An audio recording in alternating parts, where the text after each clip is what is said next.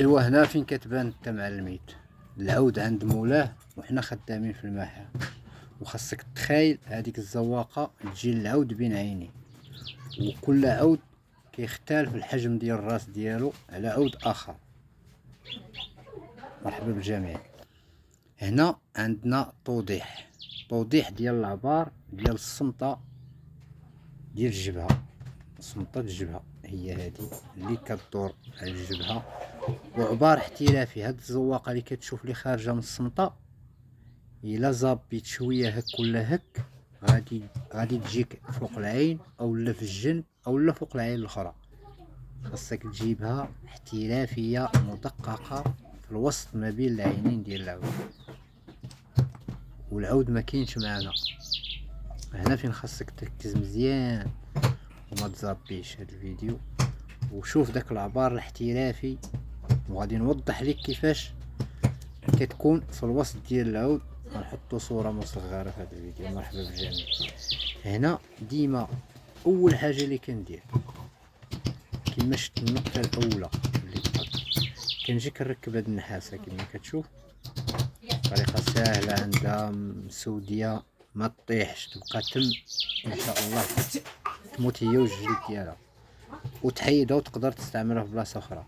هذا هي اول نقطة، هو الريبي الاول اللي على قود الزواقة النوارة اللي كاينة في الصمتة. باللي كنركب هذا كنعبر 4 منو لهيه و4 منو لهاد الجهة، ما بين الزواقة والزواقة 3 سنتيم فاصلة جوج. غتجيك عبار احترافي هذا اللي عطيتك دابا. هذيك الصمتة فيها 62، كان العود كبير 64، كان العود راسو شوية 62، كان العود راسو صغير غندير فيها 60.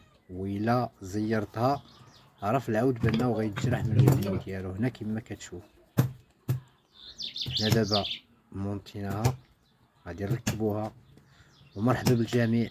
هنا كل حاجة كنوضحوها بطريقة بسيطة وما كنبيش نطول على الاخوان، حيت الفيديو ديال الصناعة التقليدية كيكون طويل بزاف، وكد ما هو كان طويل الناس كيأثر عليهم ما كيقدروش يشوفوه.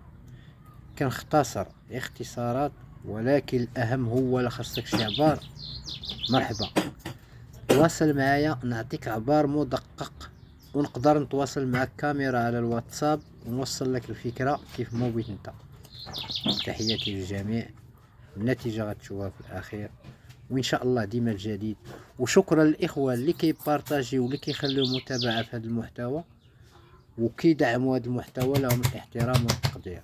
هذا محتوى تعليمي وديروا في سبيل الله، ما كنستافدش منه شي حاجة الا الله يرحم الوالدين.